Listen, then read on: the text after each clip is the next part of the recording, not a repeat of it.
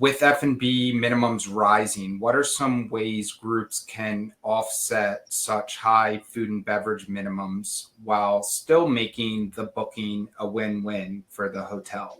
Well, let me start with this one just because, again, this goes back to my whole communication thing. The first thing you should do is ask to speak to the food and beverage director or the chef at the hotel and say, what are your ideas? For example, there may be a situation where if you plan your menu the same as another group in house at the same time, there may be cost savings to the hotel and cost savings to you. So again, this should be a partnership where you're working together with the hotel saying, what can we do? What menu options do you have that can save me money? You have to understand that in this environment, things that you used to do that used to say things like, we'll get a 10% discount off of food and beverage pricing may no longer work because food costs have gone up so dramatically in the last year or two that if hotels have to cut any more than they already have, you're going to be unhappy with the food and beverage that you get. So instead of having contract commitments about pricing or contract commitments about discounts, I think it's a better idea to communicate about how you can come up with creative menus and what you can do to minimize your pricing. Another thing that's another big issue in the industry is people with dietary restrictions. And the more menu items you add, the more complicated you make it because of these dietary restrictions, the more price you may be facing. So again, communication about how can we address the dietary needs of our guests without increasing the pricing significantly can be very, very helpful. Barbara, what do you think?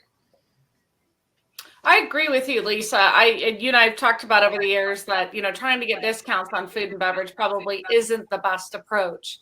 Because at the end of the day, you may not be getting the end product that it is you want, or you need the same size bagel or the same size chicken breast, whatever the case may be. But I do think it's important, as you suggested early on, to have the discussion with food and beverage.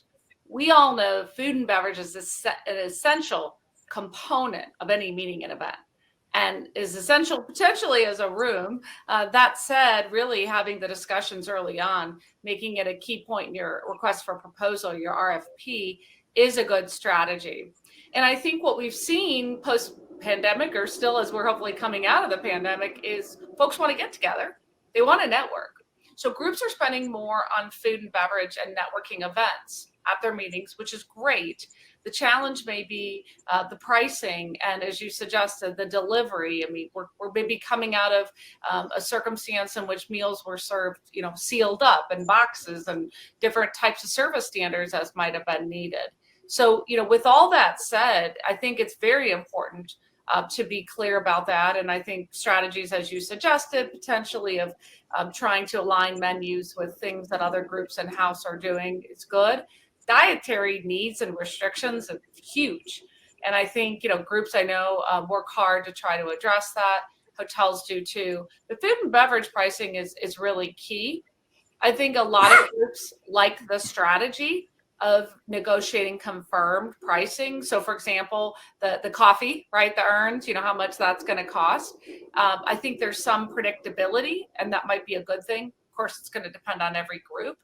But I do think the pricing discounts, to me, aren't the best way to go. I think, often it is the case, is having the discussions and maybe agreeing even to some sponsored events. Hotels often may be willing of a sponsored welcome reception and things along those lines. Look at your master account bill from your last meeting.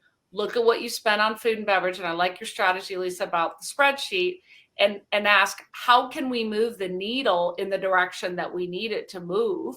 And it's going to make a difference. I think that's going to be really the key. And I think groups focusing on that is key. As you know, and you and I probably rarely had dispute over the years on a group not meeting a food and beverage minimum, because with pricing increases, it's often the case that they will. But that doesn't mean that there still aren't food and beverage pricing or issues associated with that.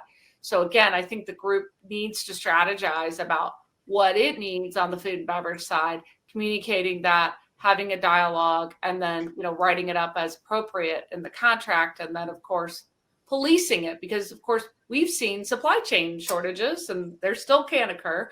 And so you might get the eggs for breakfast. They might be more expensive.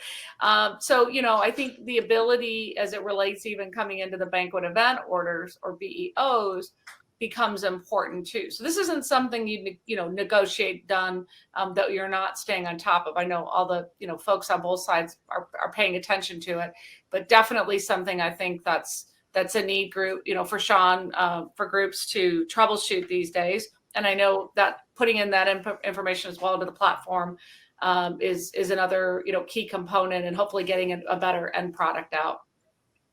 Yeah, that's a great point. I was going to mention too, not to make this a plug about HopSkip, but that's one of the benefits planners are able to achieve, when using the HopSkip platform for their sourcing. Not only are they able to document all of their event specifications and F&B needs, but when proposals come back from hotels, you'll be able to compare and analyze and project your total spend for food and beverage as well. And then you'll be able to have those costs documented as you go into different negotiations with the various hotels requested for a proposal.